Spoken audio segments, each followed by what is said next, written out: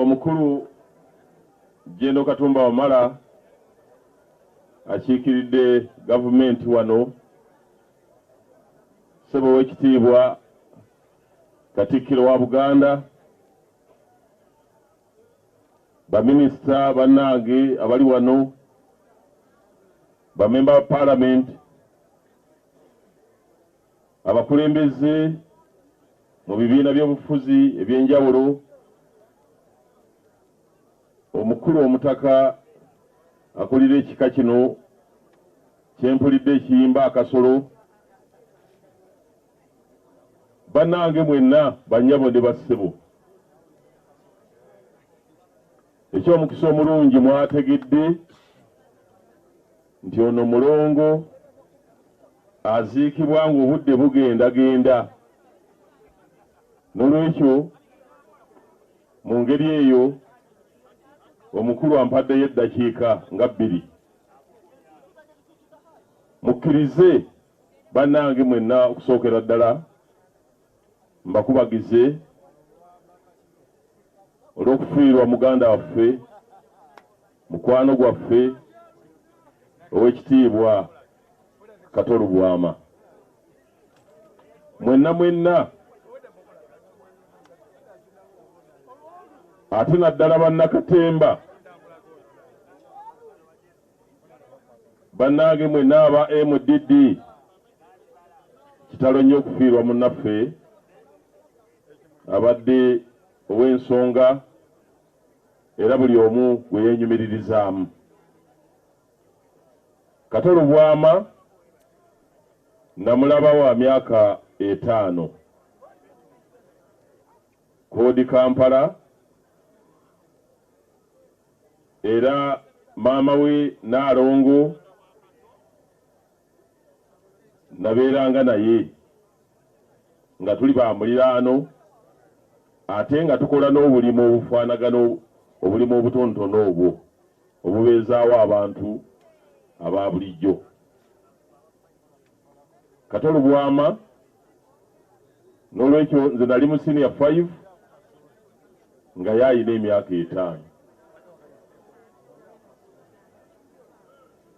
Asigenda ndi muto muzibu naye ekikulu ennyo kyenzijukira maama waabwe yabandekeranga ng'agenza okunoonya akasente bwe nabeerangawo naddala ku Lwomukaaga ne Sande. Era olunaku olumu omwami omu gwe bayita Butabika Juma yali tasula wala nnyo naffe ku Martin Road awo. Juma Butabika yakeera olunaku olumu n'agamba nti Koodi Kampala kuno kwonna kujjudde abayeekera, kujjudde aduuyi. Ne tudduka ne ŋŋenda ne Bakatolo Wamala ne twekweka gye twekwese. Wabaddewo abuuza enkyukakyuka wano. Ffe abeekweka mu kisaalu nga Juma Butabika Koodi Kampala kwonna agobyeko abantu twakeera enkya ng'omu minisita ng'omulala memba wa parliament abadde abuuza enkyukakyuka genda weebake ogiwulire nti Ssempijja yagimbuulidde. Njagala okubategeeza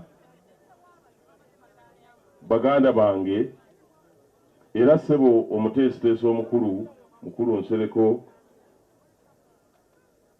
ne banno be mukoze nabo, njagala okubategeeza nti bwe naddayo nange nnyina gye mpa lipooti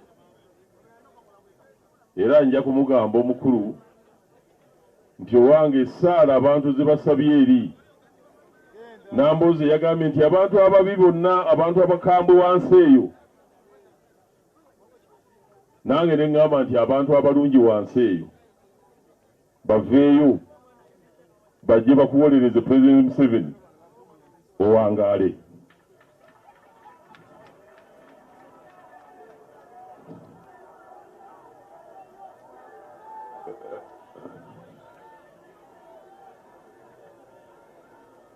era njagala okubategeeza nti ekitubeezezza wano ffenna omusajja ono wa DP si bwe kiri bannange omusajja ono waaki wa DP naye ngenza okulaba nga buli muntu yenna aweddeyo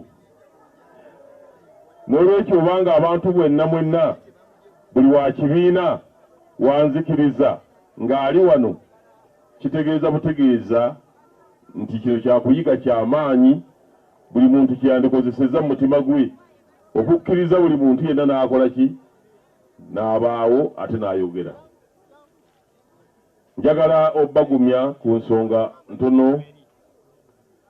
Bakama bange nze ndi mukulembeze mu gavumenti ya Pulezidenti Museveni era ndi wa byakwerinda era manyi nti ekitongole kyange kyentwala mwenna mukyenyumiririzaamu era mbeebaza obuwagizi era mbagumya nti tujja kwongera okukuuma eggwanga ate mubeere n'emirembe mpaka awatali abatataganya. Era ssebo meya Lord Meya nkukakasa saagala obuusebuuse Lord Meya nti obuyinza tobulina mukama wange oli wa kitiibwa gwe Lord Meya era obuyinza obulina era walayira ndaba n'okwata korohaani nga ndaba bulungi n'ogamba nti ngenda okutwala ekibuga kino era mbadde mmanyi nti gw'okitwala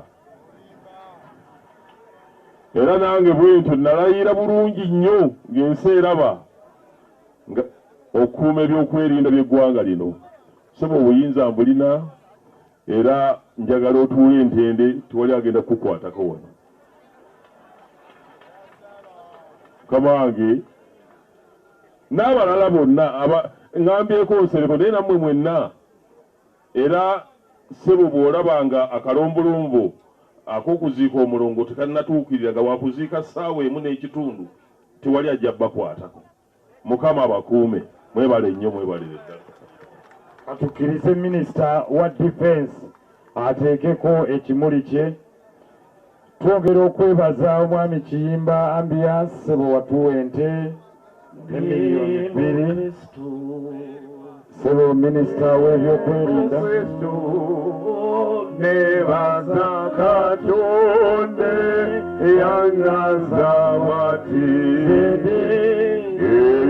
mu Kristu